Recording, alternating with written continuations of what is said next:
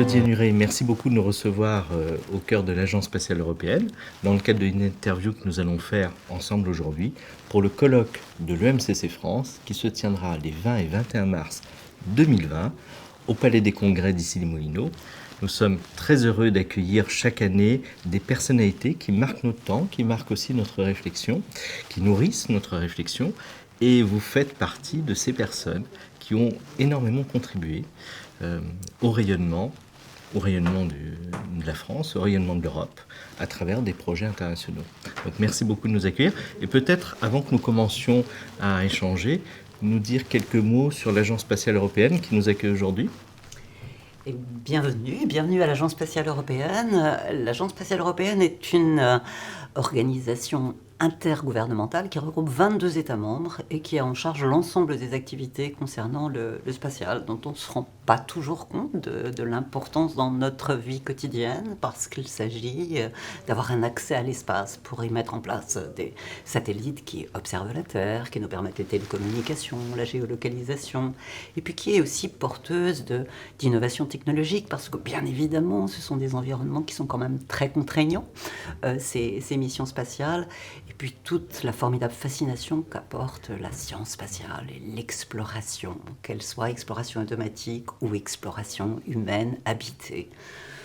Pour l'instant en orbite basse, la Station spatiale internationale, où j'ai eu la chance effectivement de réaliser 2 missions spatiales en tant qu'astronaute, d'abord de l'agence française, le CNES, et de l'agence spatiale européenne, et puis maintenant des projets d'exploration pour un futur qui nous amènerait sur la surface de la Lune, sur la surface de Mars, et puis à la conquête toujours de ces limites, de ces frontières du cosmos. Chaque année, le MCC France choisit un thème large pour accueillir des gens de différents horizons, pour partager nos représentations, partager nos regards. Il y a 3 ans, nous avions ce très beau thème de l'éloge de la métamorphose. L'an dernier, Voyage vers 2050, quelle humanité.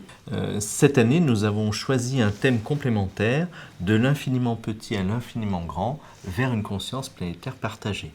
Je voudrais savoir quels échos fait ce thème à travers ce que vous observez, ce que vous avez vécu. C'est un thème passionnant, fascinant, peut-être un peu effrayant d'ailleurs quand on parle de l'infini. J'ai peut-être une façon un peu particulière de considérer l'infini. Et je reprends souvent une phrase de Victor Hugo qui disait « L'horizon souligne l'infini ». Et j'ai eu la chance de me mettre au-delà de l'horizon et de regarder l'horizon peut-être un petit peu différemment. C'est peut-être ce que je peux apporter dans ma contribution à votre réflexion.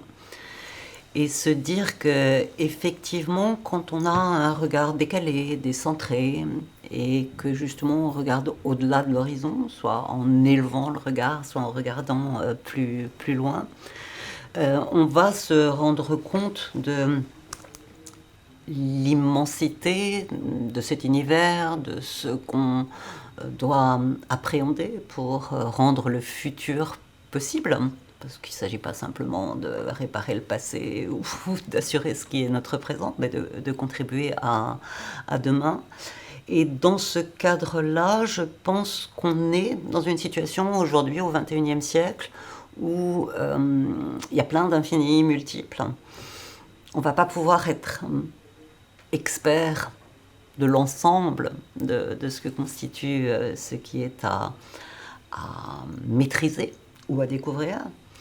Et donc, pour moi, j'ai le sentiment qu'il va être nécessaire d'élargir sa pensée. Alors, élargir soit parce que certains de nos grands penseurs qui nous ont accompagnés, et Michel Serres ou Edgar Morin m'ont accompagné dans cette réflexion.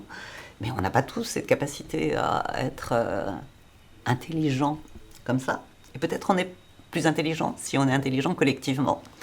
Et c'est un petit peu ma pensée aujourd'hui, de se dire qu'à côté des experts d'un domaine, qui sont bien sûr nécessaires pour assurer, maîtriser la connaissance et partir sur au moins une authenticité, une véracité, si ce n'est une vérité dans sa démarche, on a besoin d'avoir cette capacité à regarder la globalité des choses. Alors vous l'appelez une conscience planétaire, vous évoquez le mot de partage, et partage c'est important quand on est dans cette collaboration et cette nécessité de construire une intelligence à plusieurs, et pourquoi pas d'être assisté d'ailleurs par une intelligence artificielle pour compléter cette intelligence, bien évidemment. Donc ça me paraît important aujourd'hui, d'avoir cette intelligence collective, de la partager pour avoir non seulement une conscience planétaire, et quand je disais regarder au-delà de l'horizon, quand on a la Terre dans l'horizon du hublot de la station spatiale, bien évidemment, cette conscience planétaire, elle est là. La Terre est une magnifique planète porteuse de vie. C'est le seul endroit où on voit de la vie, mais complètement fragile, vulnérable, isolée dans un cosmos et dans un univers infini, justement, qui est plutôt hostile et mystérieux. Et cette conscience planétaire, elle est certes importante, mais je crois que ce qui est essentiel, c'est notre conscience humaniste. Notre humanité, la planète, elle se débrouillera à la limite un peu toute seule, même si l'humanité n'est pas en capacité de la gérer correctement. Mais c'est notre humanité qui est quelque chose d'important à préparer, à développer.